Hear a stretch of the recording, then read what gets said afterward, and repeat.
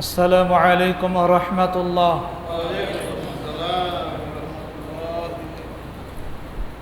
إن الحمد لله والصلاة على رسول الله. أما بعد،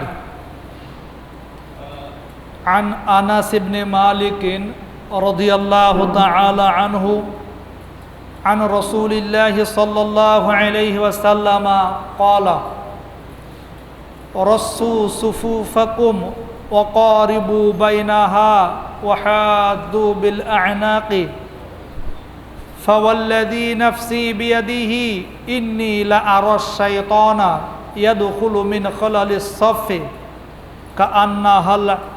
كأنها الحذف أو كما قال عليه السلام. رواه أبو داود. সমস্ত প্রশংসা আল্লাহ সুবহানাহু ওয়া তাআলার জন্যে, যার সীমাহীন দয়ায় আমরা তাঁর হুকুম পালনের জন্যে পবিত্র মসজিদে উপস্থিত হতে পেরেছি। যে আল্লাহ আমাদের এই সুযোগ দান করেছেন, তার শুকরিয়া স্বরূপ সকলে বলুন আলহামদুলিল্লাহ। শান্তি বর্ষিত হোক বিশ্বনবী মুহাম্মদুর রাসূলুল্লাহ সাল্লাল্লাহু আলাইহি ওয়াসাল্লামের উপর। আল্লাহুম্মা সাল্লি আলাইহি আল্লাহুম্মা বারিক আলাইহি। সম্মানিত মুসল্লিবৃন্দ, আলোচনার শুরুতেই আপনাদের মাঝে সুনানে আবু দাউদের একটি হাদিস পাঠ করেছি। এই হাদিসকে কেন্দ্র করে আজকে আপনাদের মাঝে যে বিষয়টির উপর আলোচনা করার ইচ্ছা পোষণ করেছি তা হলো জামায়াতবদ্ধ সালাত আদায়ের ক্ষেত্রে কাতারের মাঝে ফাঁকা না রাখা প্রসঙ্গে। জামায়াতবদ্ধভাবে সালাত আদায়ের ক্ষেত্রে একই কাতারের মাঝে ফাঁকা না রাখা প্রসঙ্গে ইনশাআল্লাহুল আজিজুল মুস্তাআন। ওয়ামা তাওফীক ইল্লা বিল্লাহি আলাইহি তাওয়াক্কালতু ওয়া ইলাইহি উনীব। সম্মানিত মুসল্লিবৃন্দ,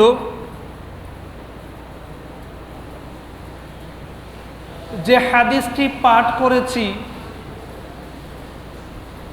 এটি সুনানে আবু দাউদে বর্ণিত হাদিস, হাদিস নাম্বার 667। হাদিস নাম্বার 667। বাবু তাসবিয়াতুস সুফুফ, এই অধ্যায়ে হাদিসটি আলোচিত হয়েছে। আনাস ইবনে মালিক রাদিয়াল্লাহু তাআলা আনহু হাদিসটি বর্ণনা করেছেন। তিনি আল্লাহ রসুল সাল্লাল্লাহু আলাইহি ওয়াসাল্লামের নিকট থেকে বর্ণনা করেছেন। রাসূলুল্লাহ সাল্লাল্লাহু আলাইহি ওয়াসাল্লাম বলেন: রস্সু সুফুফাকুম ওয়াকারিবু বাইনাহা ওয়াহাদু বিল আ'নাকি ফাওয়াল্লাযী নাফসি বিয়াদিহি ইন্নী লাআরাশ শাইতানা ইয়াদখুলু মিন খিলালিস সাফি কাআন্নাহাল হাযাফ। আল্লাহ রাসূল সাল্লাল্লাহু আলাইহি ওয়াসাল্লাম বলেন, তোমরা কাতার সোজা করো। রাসূলুল্লাহ সাল্লাল্লাহু আলাইহি ওয়াসাল্লাম বলেন, তোমরা সালাতের কাতার সোজা করো এবং একে অপরের শরীরের সাথে শরীর মিলিয়ে দাঁড়াও।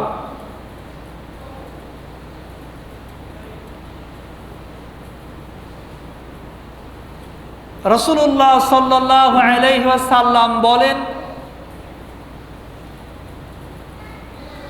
আমি দেখতে পাচ্ছি যে কাতারের ফাঁকা জায়গাতে শয়তান বকরির বাচ্চার ন্যায় প্রবেশ করছে। রাসূলুল্লাহ সাল্লাল্লাহু আলাইহি ওয়াসাল্লাম বলেন, আমি দেখতে পাচ্ছি যে শয়তান সালাতের কাতারে ফাঁকা জায়গাতে বকরির বাচ্চার ন্যায় প্রবেশ করছে। সম্মানিত মুসল্লিবৃন্দ, এ হাদিস থেকে পরিষ্কার বোঝা যায় যে জামায়াতবদ্ধ সালাত আদায়ের ক্ষেত্রে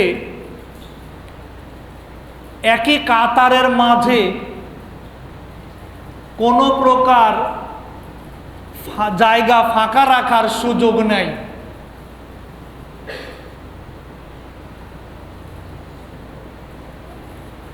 একদিকে আল্লাহ রসুল সাল্লাল্লাহু আলাইহি ওয়াসাল্লাম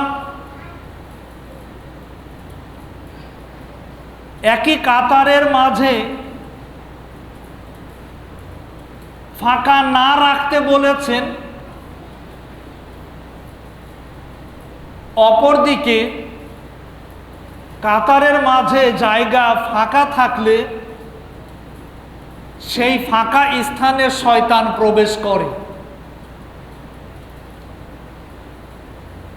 সুতরাং শয়তান যখন সালাতের কাতারের মধ্যে অবস্থান নেওয়ার সুযোগ পায়, তখন আল্লাহর বান্দা এবং বান্দীদের একাগ্র চিত্তে সালাত আদায়ে বিঘ্ন ঘটায়, এটাই সত্য।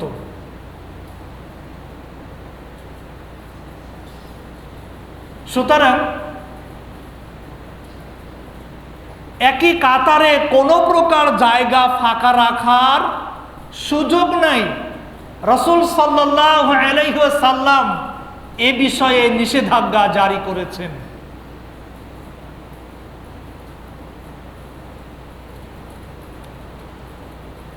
আমরা এ প্রসঙ্গে আরো বেশ কিছু হাদিস দেখতে পাই। দ্বিতীয় নম্বরে যে হাদিসটি উল্লেখ করতে চাচ্ছি,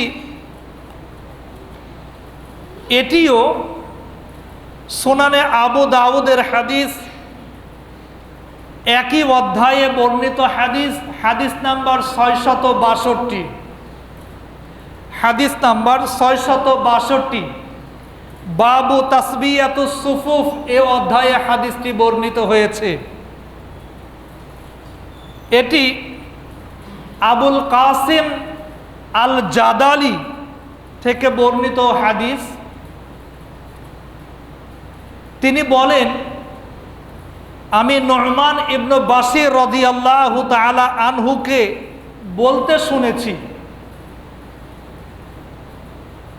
ইয়াকুলু আকবালা রাসূলুল্লাহ সাল্লাল্লাহু আলাইহি ওয়াসাল্লাম আলা নাসি বিওয়াজহিহি। নু'মান ইবনে বাশির রাদিয়াল্লাহু তাআলা আনহু বলেন, আল্লাহ রসুল সাল্লাল্লাহু আলাইহি ওয়াসাল্লাম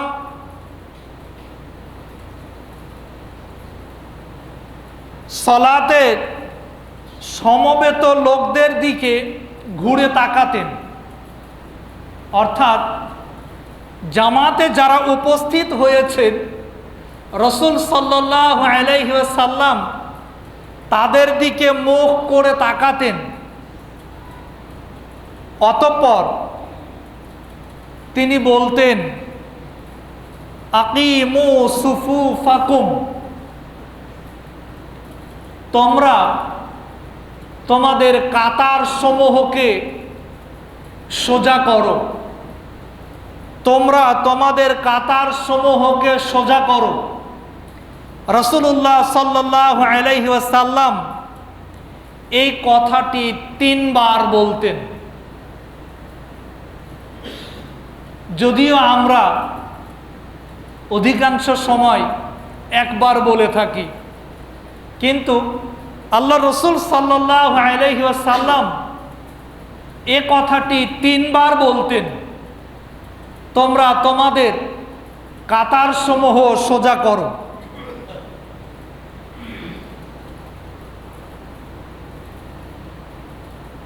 এরপর নু'মান ইবনে বাশির রাদিয়াল্লাহু তাআলা আনহু বলেন, আমি দেখতে পেলাম রাসূলুল্লাহ সাল্লাল্লাহু আলাইহি ওয়াসাল্লামের এই ঘোষণা দেওয়ার পর এক ব্যক্তি কাতারের মধ্যে তার পার্শ্ববর্তী ব্যক্তির পায়ের সাথে পা লাগিয়ে দিল, পায়ের গোড়ালির সাথে গোড়ালি মিলিয়ে দিল, কাঁধের সাথে কাঁধ মিলিয়ে দিল। সম্মানিত মুসল্লিবৃন্দ, এই হাদিসটিও কাতারের মাঝে ফাঁকা না রাখার পক্ষেই দলিল সাব্যস্ত করে। কারণ রাসূলুল্লাহ সাল্লাল্লাহু আলাইহি ওয়াসাল্লাম যখনই এ ঘোষণা দিয়েছেন, তখনই সাহাবীদের মধ্যে পায়ের সাথে পা মিলিয়ে দেওয়া, কাঁধের সাথে অর্থাৎ একজনের শরীরের সাথে অপরজনের শরীর মিলিয়ে দাঁড়ানোর আমল শুরু হয়েছে।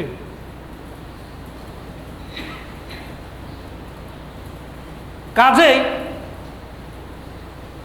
আমরা যে কোনো অজুহাতে বা যে কোনো ইস্যুতে দূরত্ব বজায় রেখে জামাতে সালাত আদায় করব, এমন সুযোগ নাই। যদি কোনো ব্যক্তি আশঙ্কা করেন যে এই অবস্থায় সালাত আদায় করলে আমার নিজের কিছু আশঙ্কা রয়েছে, আমি অসুস্থ মানুষ, আমার রোগ বৃদ্ধি পেতে পারে, সেই ক্ষেত্রে তার জন্য উচিত জামায়াতে শামিল না হয়ে একাকী সালাত আদায় করা। তবে এমন ব্যক্তি জামাতে শরীক হবেন, আবার যারা স্বাভাবিক আছেন অন্যান্য মুসল্লি, তাদেরকেও ফাঁকা হয়ে দাঁড়ানোর জন্য নির্দেশ দেবেন, এমনটি হতে পারে না।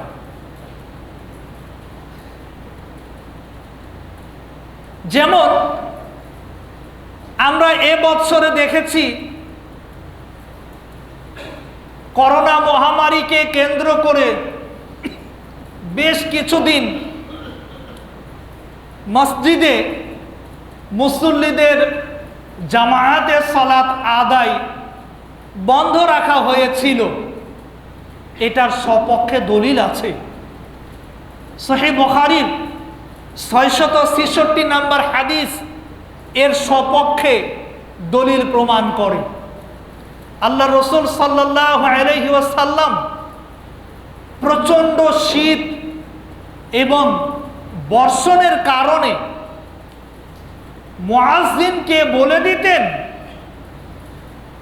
আজানের বাক্য পরিবর্তন করার জন্যে, যে স্বাভাবিক গতিতে যেমন বলা হয় হাইয়া আলাস সালাহ, হাইয়া আলাল ফালাহ, রাসূলুল্লাহ সাল্লাল্লাহু আলাইহি ওয়াসাল্লাম মুয়াজ্জিনকে নির্দেশ দিতেন, এটা বলার পর বলো সাল্লু ফি বুয়ুতিকুম আও সাল্লু ফি রিহালিকুম।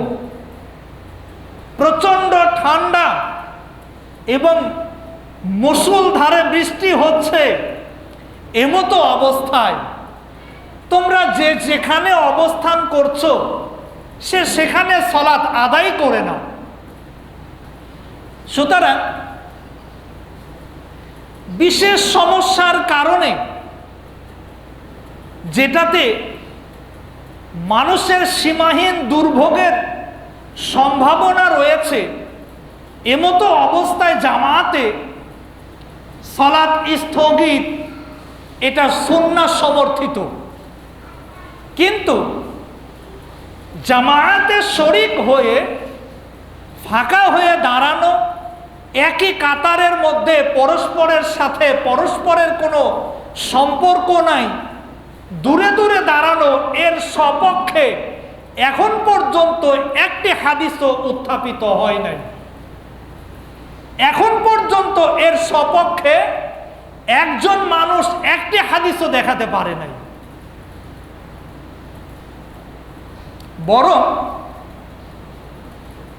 বরং আমরা যে অভ্যাসে অভ্যস্ত হতে যাচ্ছি বা হয়ে গেছি, কাতারের মধ্যে ফাঁকা হয়ে দাঁড়ানো, একজনের গায়ের সাথে আরেকজনের গা লাগবে না, একজনের পায়ের সাথে আরেকজনের পা মিলাবে না, এটার জন্যেও আমাদের জন্য ভয়ানক দুঃসংবাদ রয়েছে। সেটিও বলতে যাচ্ছি। তার আগে বলছি, প্রায় মাসখানেক আগের একটি কথা বলছি। আসরের জামাত শুরু হয়ে গেছে কোনো এক মসজিদে, আমি সালাত আদায়ের জন্য প্রবেশ করেছি। এক রাকাত হয়ে গেছে, দ্বিতীয় রাকাত শুরু হয়েছে। তো এমতো অবস্থায় অজু করে মসজিদে প্রবেশ করে জামাতে দাঁড়াতে যাচ্ছি, এমনই অবস্থায় সালাতরত অবস্থায় যিনি আছেন জামাতে, হাত দিয়ে আমাকে আটকে দিলেন। আমি বুঝতে পারি না এই বিষয়টা, কেন আটকালেন। থমকে দাঁড়িয়ে গিয়ে আমি সামনের জায়গাটা লক্ষ্য করছি যে আসলে এই জায়গাতে কোনো সমস্যা আছে কিনা। অনেক সময় ছোট বাচ্চারাও মসজিদে যায়, হয়তো ভুলক্রমে পেশাব করে ফেলে, এমনটি হয়ে থাকে। আবার অনেক সময় অসুস্থ ব্যক্তিদের দ্বারাও এমনটি হয়ে যায়। তো এই ধরনের কোনো সমস্যা কিনা, তো এটা লক্ষ্য করতে গিয়ে উনি নামাজের মধ্যেই আমাকে হাত দিয়ে ইশারা করছে, মানে সরে যান, এখানে দাঁড়াবেন না, সরে যান, হাত দিয়ে এইভাবে ইশারা করছে। এই তো হলো আমাদের সালাতের অবস্থা। সম্মানিত মুসল্লিবৃন্দ, সুতরাং জামাতে সালাত আদায়ের ক্ষেত্রে একটা কাতারে 5 জন, 10 জন, 20 জন বা মসজিদের আয়তন অনুসারে একটা কাতারে যতজন মানুষ ধরবেন, একদিক থেকে অপর দিক পর্যন্ত পুরো জায়গাটাই পরিপূর্ণ রাখতে হবে।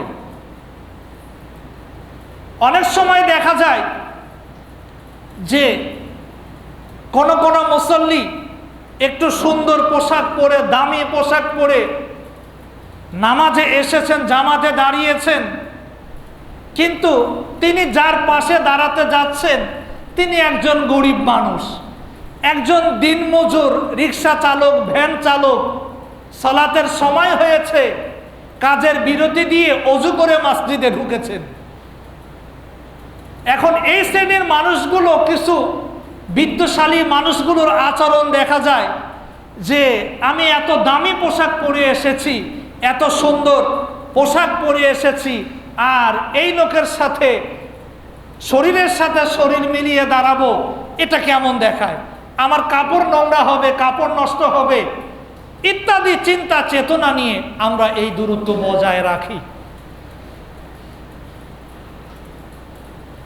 এই সংকীর্ণতা আমাদের মধ্য থেকে দূর করতে হবে। আপনি যদি একমাত্র বিশ্বের শাসক হয়ে থাকেন, পৃথিবীর প্রত্যেকটা রাষ্ট্র যদি আপনার কথায় চলে, তবুও আপনি যখন মসজিদে বা জামাতে সালাত আদায় করবেন, তখন পৃথিবীর সবচাইতে দরিদ্র মানুষও আপনার সাথে গায়ে গা মিলিয়ে পায়ে পা মিলিয়ে সালাত আদায় করবেন। সেখানে আপনার এবং ওই মুসল্লির মধ্যে কোনো পার্থক্য থাকবে না। আপনিও আল্লাহর গোলাম, তিনিও আল্লাহর গোলাম। এখানে উভয়ই ফকির, কেউ ধনী নয়। আনুগত্য করছেন মহাবিশ্বের মহান স্রষ্টা আল্লাহ সুবহানাহু ওয়া তাআলা। সুতরাং এখানে কে ধনী কে গরিব, কার চেহারা কত সুন্দর, কার সম্পদ কত বেশি, কার পোশাক কত দামি, কার পোশাক কত দামি, এটা দেখার বিষয় নয়। অতএব প্রত্যেকেই বাধ্য জামাতে সালাত আদায়ের ক্ষেত্রে পাশাপাশি যারা থাকবেন, পায়ের সাথে পা মিলিয়ে গায়ের সাথে গা মিলিয়ে দাঁড়াবেন। এটা এইভাবে দাঁড়াতে বাধ্য আমরা প্রত্যেকেই। সম্মানিত মুসল্লিবৃন্দ, সুনানে নাসাইতে এ প্রসঙ্গে একটি হাদিস উল্লেখ করতে চাচ্ছি। হাদিসটি সহিহ হাদিস নাম্বার 820। আব্দুল্লাহ ইবনে ওমর রাদিয়াল্লাহু তাআলা আনহু হাদিসটি বর্ণনা করেছেন। আন্না রাসূলুল্লাহ সাল্লাল্লাহু আলাইহি ওয়াসাল্লাম ক্বালা, তিনি বলেন, আল্লাহ রাসূল সাল্লাল্লাহু আলাইহি ওয়াসাল্লাম বলেছেন, মান ওয়াসালা সাফান ওয়াসালাহুল্লাহ ওয়া মান কাতাআ সাফান কাতাআহুল্লাহ। যে ব্যক্তি সালাতের জামাতের সালাত আদায়ের ক্ষেত্রে কাতারের মধ্যে কোনো জায়গা ফাঁকা রাখলো না, একে অপরের পায়ের সাথে পা মিলিয়ে কাঁধের সাথে কাঁধ মিলিয়ে দাঁড়ালো, ওয়াসালাহুল্লাহ, আল্লাহ সুবহানাহু ওয়া তাআলা তার জন্য রহমত নাজিল করেন, সে আল্লাহর রহমত প্রাপ্ত। ওয়ামান কাতাআ সাফান কাতাআহুল্লাহ, আর যে ব্যক্তি জামায়াতে সালাত আদায়ের ক্ষেত্রে একই কাতারে ফাঁকাফাঁকি হয়ে দাঁড়ালো, একজন অপরজনের মাঝে জায়গা ফাঁকা রাখলো, এই ফাঁকা রাখার কারণে রাসূলুল্লাহ সাল্লাল্লাহু আলাইহি ওয়াসাল্লাম বলেন, সে ব্যক্তি আল্লাহর রহমত থেকে বঞ্চিত হলো। সম্মানিত মুসল্লিবৃন্দ, সুতরাং আমরা যে ইস্যুতেই ফাঁকা হয়ে দাঁড়ানোর সুযোগ নেই আর ফাঁকা হয়ে দাঁড়ানোর চেষ্টা করি, এটা আমাদের ভুল সিদ্ধান্ত। ইতোমধ্যেই অনেকে আপনার দলিল হিসাবে উত্থাপন করছেন, এই করোনা মহামারীতে সৌদি আরবের মক্কা এবং মসজিদে নববীর রেফারেন্স দিচ্ছেন যে সেখানেও তো এইভাবে দূরত্বে দাঁড়ানো হচ্ছে। মনে রাখবেন, সৌদি আরবের মক্কা মদিনা পৃথিবীর মুসলিমের জন্য দলিল নয়, তবে সেখানকার আলেমরা পৃথিবীর সবচাইতে বড় বড় আলেম। তাহলে তারা কেন দাঁড়াচ্ছেন? তাদের প্রতিও রাষ্ট্রীয় কিছু চাপ থাকার কারণে তাদেরকে এইভাবে বাধ্য করা হচ্ছে। এখানে ওই সকল আলেমরা এর জন্য কতটুকু দায়ী আল্লাহ সুবহানাহু ওয়া তাআলা তিনিই ভালো জানেন। আপনারা জানেন হয়তো 2018 সনে হজ পরবর্তী জুমার খুতবা প্রদান করেছিলেন প্রফেসর ডক্টর সালেহ আত-তালিব। জুমার খুতবা সমাপ্ত করার সাথে সাথে রাষ্ট্রীয় ইন্ধনে সৌদি সরকারের নির্দেশে পুলিশ তাকে গ্রেফতার করলো। এখন পর্যন্ত তিনি জেল হাজতে আছেন। তার মানে সেই খুতবায় আলোচনা হয়েছিল বর্তমান মোহাম্মদ বিন সালমান যে বাদশাহ, তার কিছু কর্মকাণ্ড আলোচিত হয়েছিল, তবে সেখানে কারোর কোনো নাম প্রকাশ পায় নাই। প্রেক্ষাপট উল্লেখ করার কারণে তিনি গ্রেফতার হয়েছেন। সুতরাং আমরা যেন সব ক্ষেত্রে সৌদি আরবের মক্কা এবং মদিনাকে দলিল হিসেবে গ্রহণ না করি। গোটা বিশ্বের মুসলিম জাতির জন্য দলিল হচ্ছে কোরআন এবং সহিহ সুন্নাহ। সুতরাং কোরআন এবং সহিহ সুন্নাহ আমাদের যেভাবে আদেশ করবে, যা আদেশ করবে তাই আমরা গ্রহণ করব, যা আমাদের নিষেধ করবে তা থেকে আমরা বিরত থাকব। এটাই হবে একজন প্রকৃত মুসলিমের বৈশিষ্ট্য। আল্লাহ সুবহানাহু ওয়া তাআলা আমাদের সকলকে কাতারে জায়গা ফাঁকা রাখা থেকে বিরত রাখুন। আমরা যেন একে অপরের পায়ের সাথে পা মিলিয়ে, কাঁধের সাথে কাঁধ মিলিয়ে, অর্থাৎ শরীরের সাথে শরীর মিলিয়ে কাতারবদ্ধ হয়ে জামাতে সালাত আদায় করতে পারি এবং এরই মধ্য দিয়ে আল্লাহ সুবহানাহু ওয়া তাআলার রহমত প্রাপ্ত হই। আল্লাহ আমাদের সকলকে সেই তৌফিক দিন, আমিন। বারাকাল্লাহু লানা ওয়া লাকুম ফিল কুরআনিল আযীম ওয়া নাফা'না ওয়া ইয়্যাকুম বিল আয়াতি ওয়াজ যিকর।